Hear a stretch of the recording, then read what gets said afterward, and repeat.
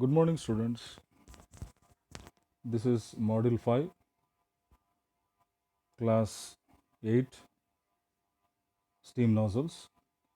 So, in this class, we are going to learn the simple derivation regarding what is critical pressure ratio, and we are going to solve some simple numericals on the steam nozzles. So, previous class, we have derived simple relation regarding the velocity of flow at the exit through the nozzle, that is V2 is equal to 44.72 root of HD, where HD is the heat drop. Okay. Then we have derived the relation regarding the mass of flow through the discharge, that is M is equal to some relations we have find. Okay.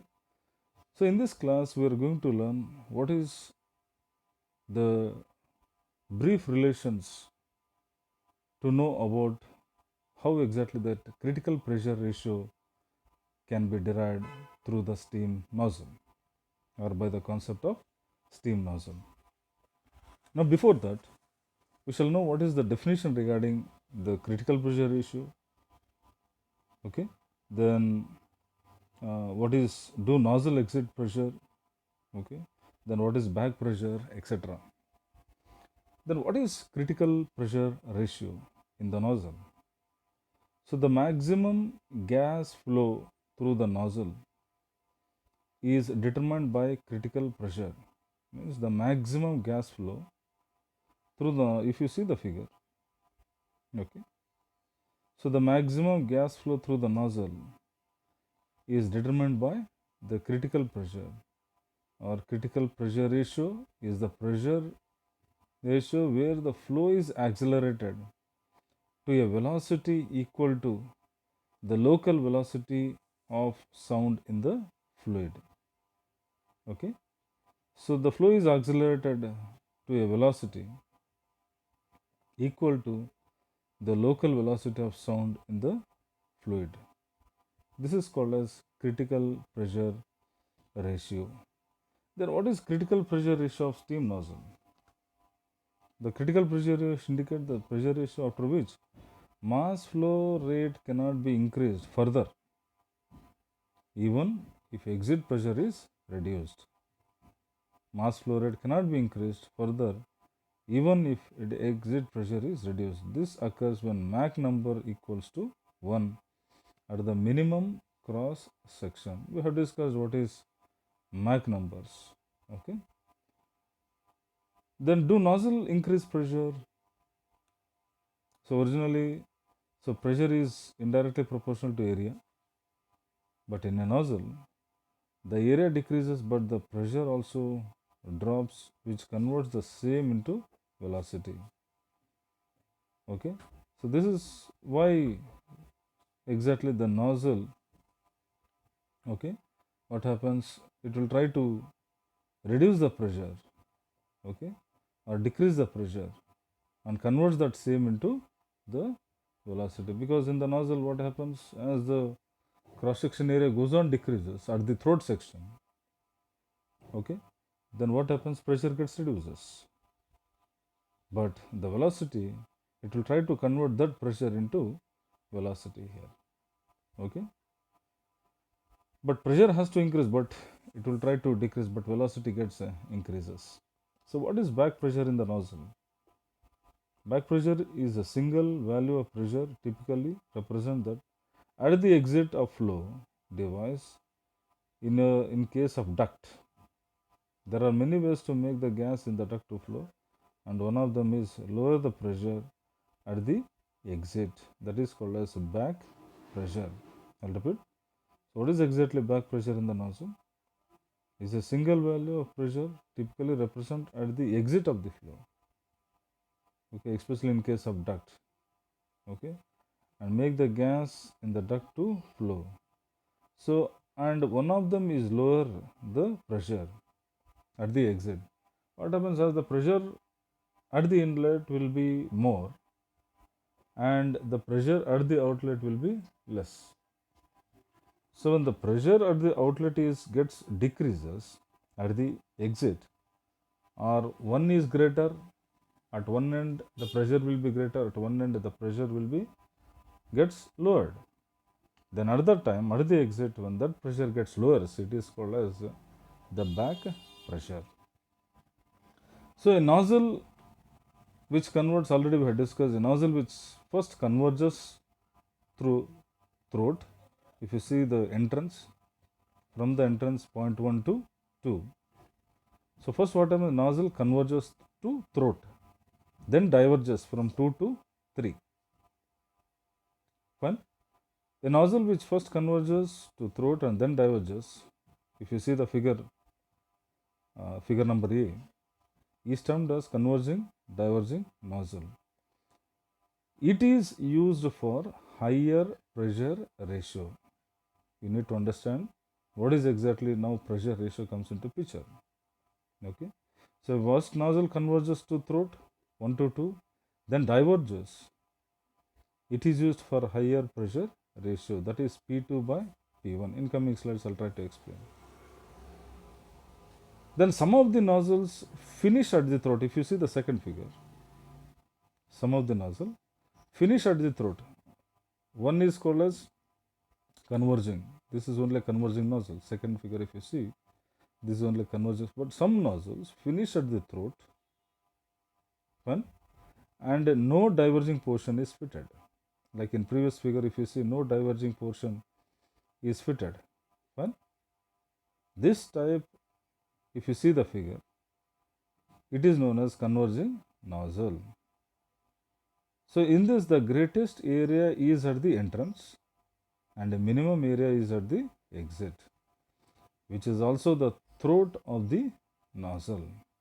This nozzle is used when the pressure ratio P2 by P1 is less than 0.58. That is called as maximum value 0.58. That is called as critical pressure.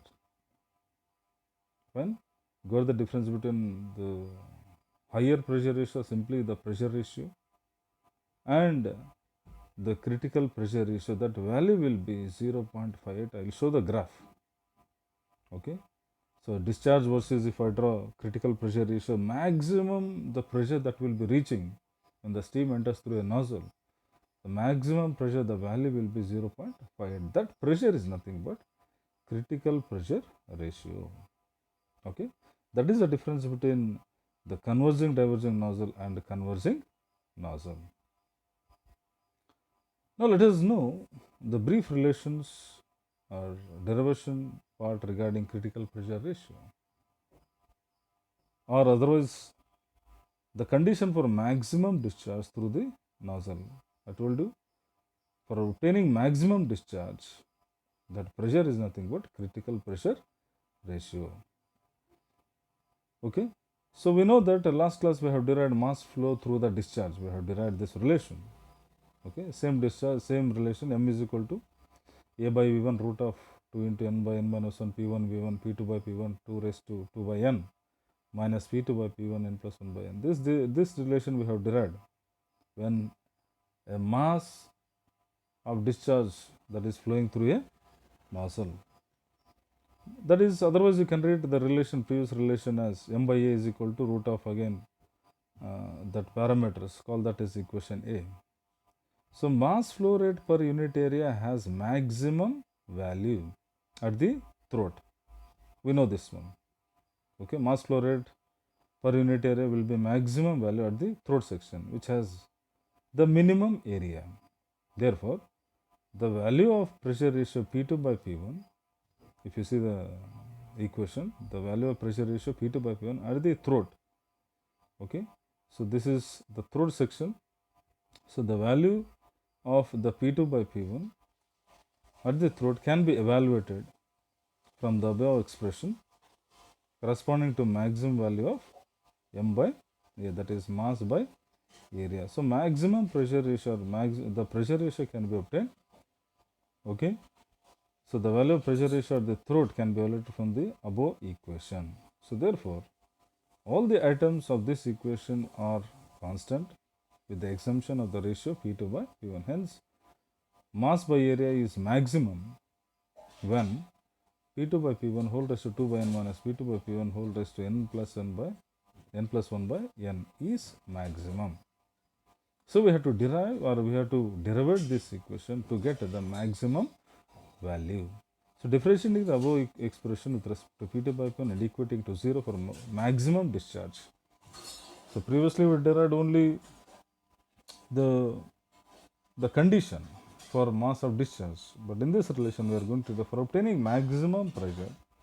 Okay, so what is my condition? So I have to equate this to 0. Therefore derivative of d by P2 by P1. Okay, so previously we have to take this relation, equation A. Okay, then remaining all the values will be constant, only the pressure ratio we have to take it.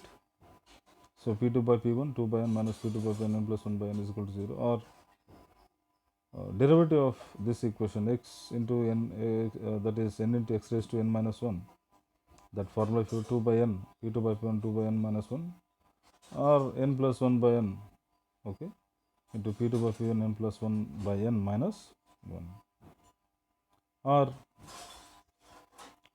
so 2 by n into P2 by P1 2 minus 1 by n is equal to n plus 1 by n into P2 by P1 whole raised to 1 by n, or take that P2 by P1 this side, okay, take that P2 by P1, so take this P2 by P1 this side, it will, okay, so minus it will come, so P2 by P1 2 minus n by n into P2 by P1 minus 1 by n, take right hand side P2 by P1 to left hand side, it will become minus 1 by n is equal to n plus 1 by n into n by 2. Reciprocal it will become, because I am taking the term that side, n gets cancelled. Therefore P2 by P1 2 minus n by n minus 1 by n is equal to n plus 1 by 2, or P2 by P1 1 minus n by n is equal to n plus 1 by 2, or P2 by P1, take that 1 minus n by n that side, okay, so n plus 1 by 2 n by 1 minus n, or P2 by P1 n plus 1 by 2. If I write a minus, I can write the previous exponent term minus n by minus of 1 minus n by n, okay, then I can write P2 by P1 is equal to 2 by n plus 1 raised to n by n minus 1. So here P2 by P1 is known as critical pressure ratio and depends upon the value of index n. As n goes on increases, my pressure ratio also goes on increases. Okay, so in coming slides I'll show you what is the value of n depending upon the process. Okay, so the equation 1 gives a ratio between throat pressure and inlet pressure. P2 is the throat pressure, if P1 is the inlet pressure, for maximum discharge per unit area through the nozzle. This is the condition for maximum discharge per unit area through the nozzle, that is P2 by P1 is equal to 2 by n plus 1 whole raised to n by n minus 1. Okay. Now the mass flow being constant for all the section of the nozzle, because mass flow remains same but area changes here. Okay, mass flow being constant for all the sections of nozzle, maximum discharge per unit area occurs at the section having minimum area, that is at the throat. The area of throat of all steam nozzles should be designed on this ratio. One, so this pressure ratio at the throat is known as critical pressure ratio. Okay, so mass being constant but area goes on changing from inlet to the throat section. Okay, then for all nozzles, the pressure, it will become a critical pressure ratio. At the throat section it is called as critical pressure ratio. The pressure at which the area is minimum and the discharge per unit area is maximum is termed as critical pressure ratio. If you see the diagram, what is that maximum value in previous term I told you? Okay, so A is the channel, okay, then P1 is the inlet, P2 is the outlet. Then if I try to draw the like discharge versus pressure ratio, so 1%, 0.75%, 0.5, 0.25, like that, for maximum discharge, as the discharge goes on increases, Okay, pressure ratio also goes on increase. A point it will reach that is called as maximum discharge, and below that on XY line the point is called as critical pressure ratio. The value we are getting critical pressure ratio and the maximum discharge. So the whatever the value CPR we are getting, that is 0.58. Okay, considering the losses. This is what in previous slide also I indicated. What is that? Okay, the value for the the condition. Okay, how exactly that 0.58 can be obtained. Okay, so in following are the values for n of critical pressure. CPR indicates critical pressure ratio. Initial condition of the steam, it depends upon the condition of steam. Superheated or super saturated steam, n will be 1.3. These are design values.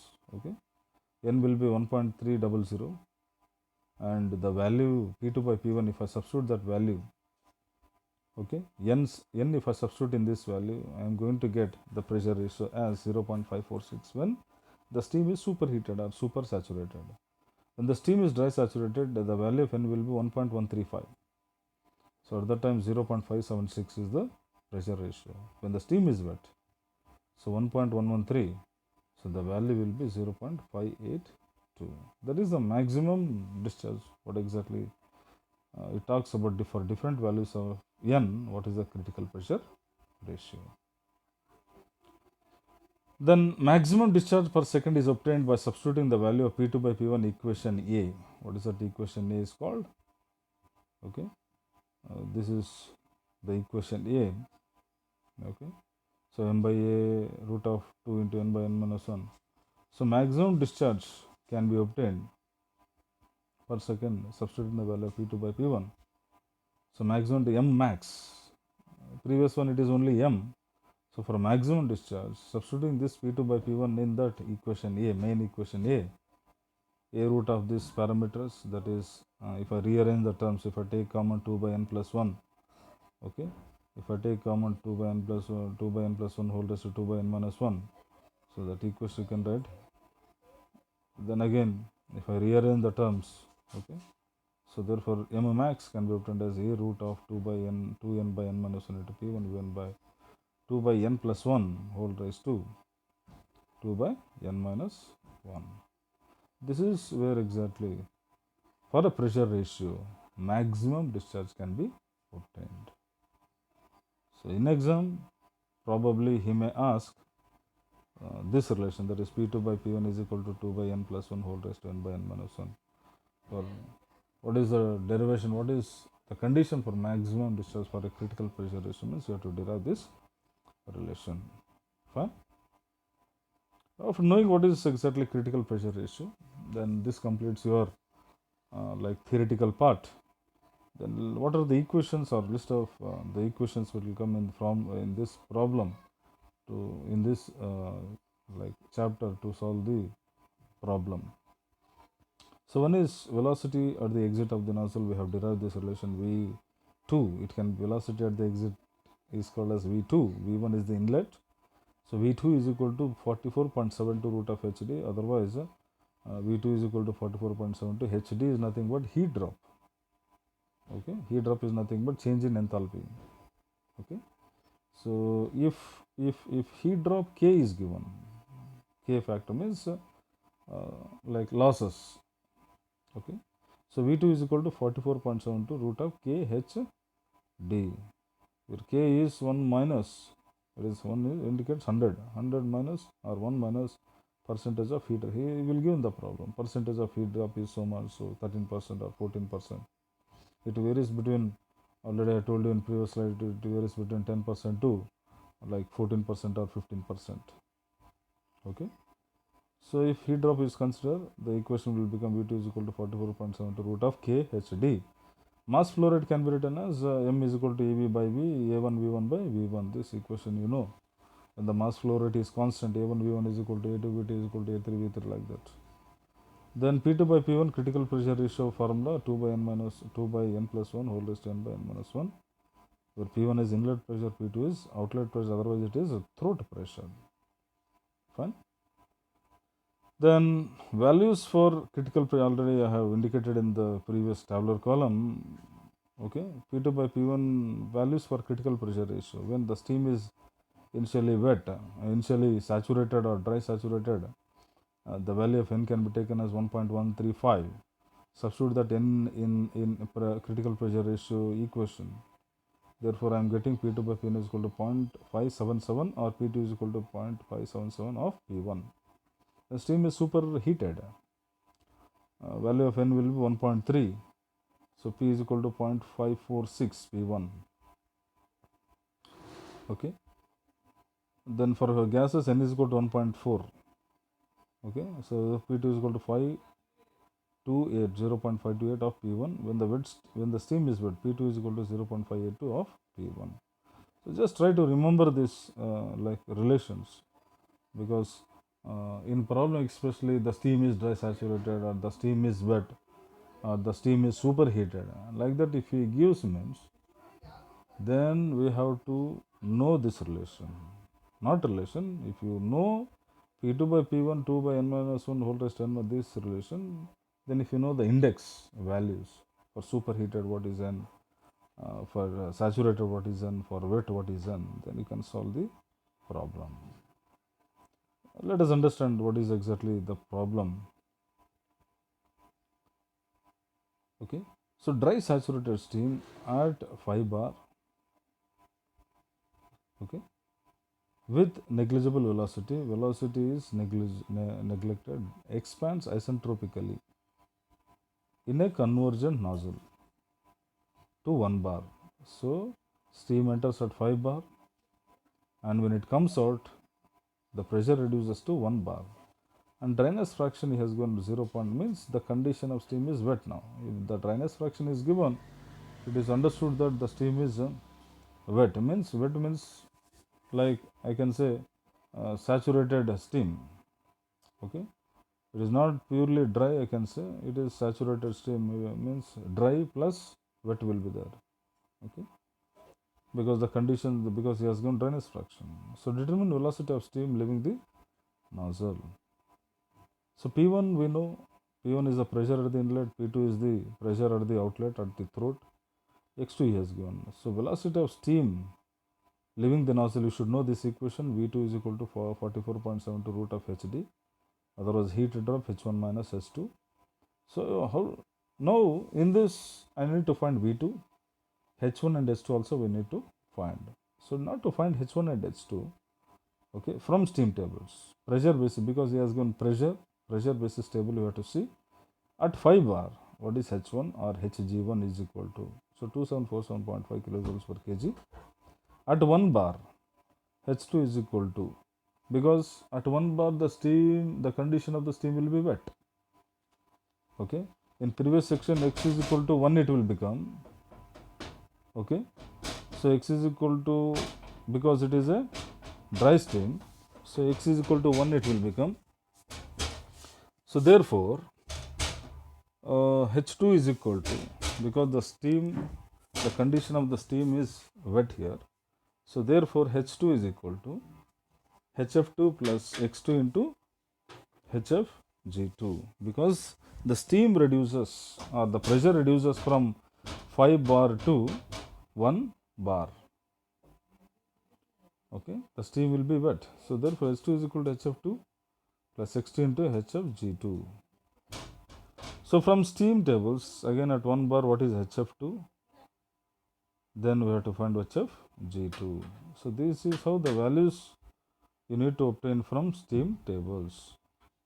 So at last substitute those values in V2 is equal to 44.72 root Hd, then we can get what is the value of, that is V2. Okay. Therefore V2 is equal to 644 meters per second. Fine. So that is simple problem, now to calculate exit velocity. Then second problem, dry saturated steam at pressure 15 bar enters in a nozzle and is discharged.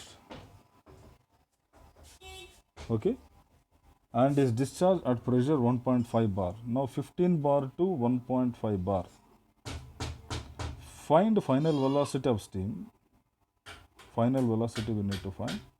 When initial velocity of steam is negligible, if 10% of heat drop is lost in friction, if 10% of heat drop is lost in friction means remaining will be 90%, or that is 0.9. Fine. Find the percentage reduction in the final velocity.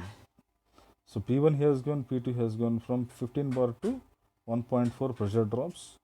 Then K is the value, that is friction factor or nozzle coefficient. K is equal to, that is 100% minus 0.1, that will, remaining will be, because 10% is lost in friction, remaining will be 90%, that is 0.9. So from steam tables at 15 bar, H1 you can find, H2 we need to find, because here dryness fraction he has not given. So directly we can find from steam tables. In previous section we have seen, because the condition of steam is dryness fraction he has given, the condition of steam will be wet. Therefore we have find H2 is equal to HF2 plus X2 into HFG2. But here it is not required, because dryness fraction, the condition, it is dry saturated steam, or he has not given X. Fine. Okay. So that is what you need to understand. That is H2 is equal to 2693.4 kilojoules per kg, because it is a dry saturated steam. If he gives X, find, again you have to find the relation H2 is equal to like HF2 plus X2 into HFG2. From that again you need to find H2. Again you need to find from steam tables the values. So therefore V2 is equal to 44.72 root of H1 minus H2, 439.3 meters per second we are going to get. Now percentage reduction in final velocity, we need to find final velocity. Okay. So therefore already we have found percentage reduction is 10% is loss in friction, remaining will be 0.9. K is equal to 100% 100 minus 1 minus 0.1. Okay, or 100 minus that is 10%, we will get 90%. Okay, so therefore V2 is equal to 44.72 root of KHD. So previous formula friction factor we are not considering, but in this we are considering, because he has given percentage, he has given 10% is lost due to friction.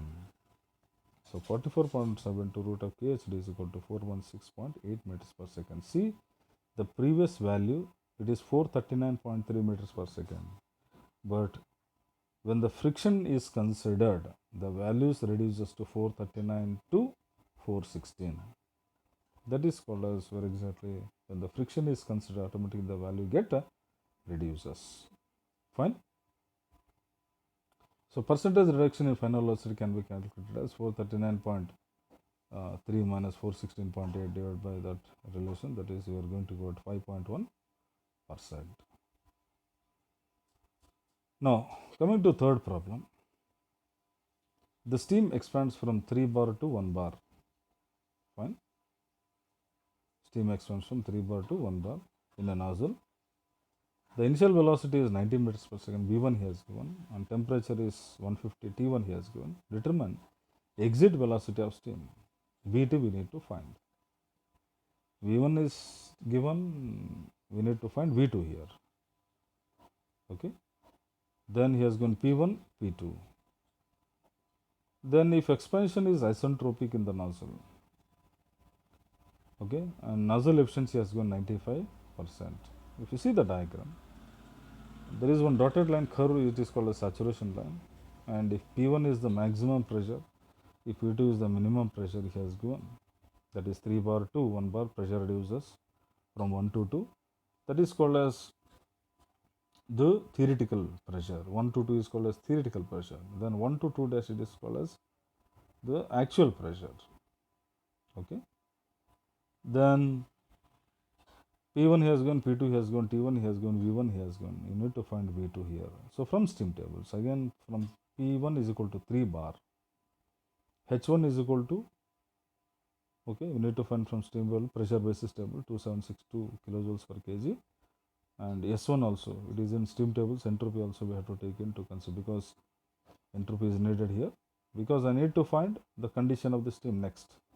S1 is equal to this value 7.078, Then from figure, S1 is equal to entropy of the system remains constant.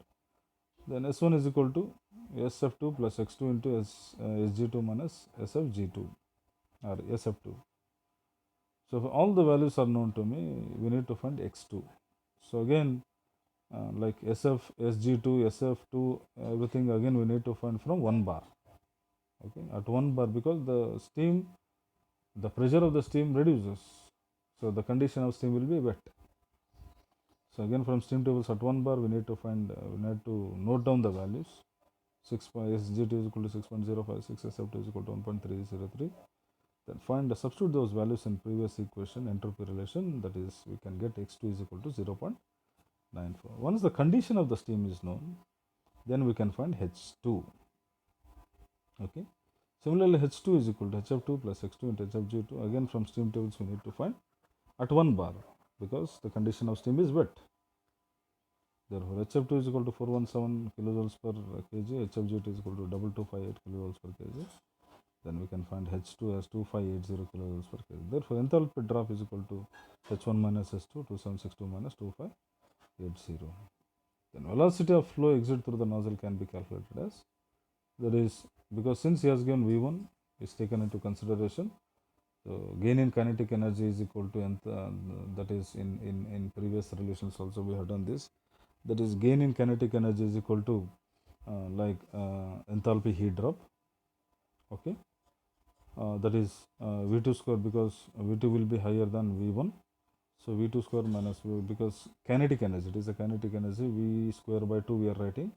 Therefore, gain in kinetic energy can be written as V2 square minus V1 square divided by 2 into 1000. Already I have explained, you have to multiply with 1000, because in right hand side it is kilojoules per or joule per kg. The unit is joule per kg. So here it is in meters per second. So totally there is no balancing of units. In order to balance the equation, not 100%, in order to balance the equation, so left hand side we have to multiply by 1000, because if I multiply by 1000, here kg will come.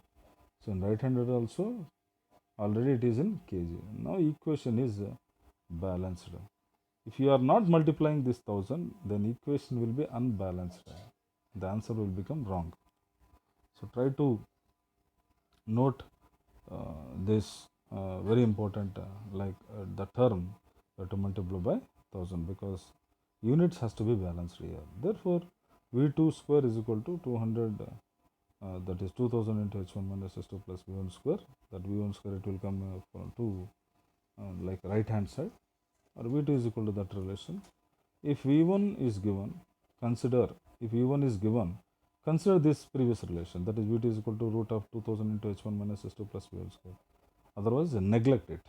V1 you can neglect, because velocity at the inlet is small.